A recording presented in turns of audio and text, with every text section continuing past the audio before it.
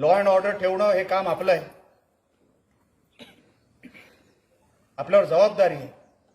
मी पोलिसांची चूक म्हणत नाही, पण नको त्याला संरक्षण पण तुम्ही देऊ नका, नाहीतर ह्या जिल्ह्यामध्ये असं काहीतरी घडेल जे पूर्वी कधीच घडलं नव्हतं, असं काहीतरी घडेल.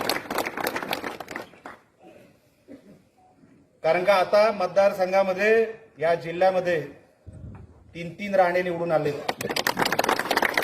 या कोकणामध्ये जर या मुसलमानांनी मस्ती करायचा प्रयत्न केला तर तुमचं शेवटचं अंड पण ठेवणार नाही, एवढं लक्षात ठेवा या जमिनीमध्ये.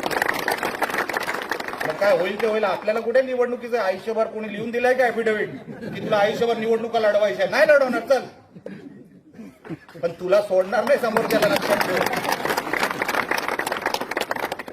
त्याला तुम्ही धर्मासाठी काही करू शकता, आम्ही नाही करू शकत का? आम्हाला कोणी लिहून दिलंय?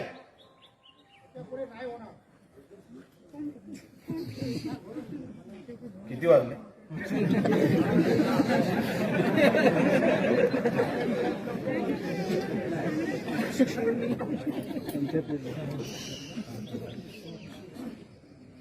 ही बोलायची संधी परत ह्या जिल्ह्यामध्ये होता कामा नाही.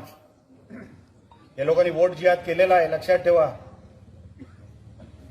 या निवडणुकीला, मागच्या निवडणुकीला हे एकत्र बाहेर पडले आणि एकत्र बाहेर पडून जे जे हिंदुत्ववादी आहेत त्यांना पाडायचा प्रयत्न केला. त्यांनी माणसं मार्क करून ठेवली आहेत की उद्या काहीतरी जर झालं तर आम्ही नाही केलं,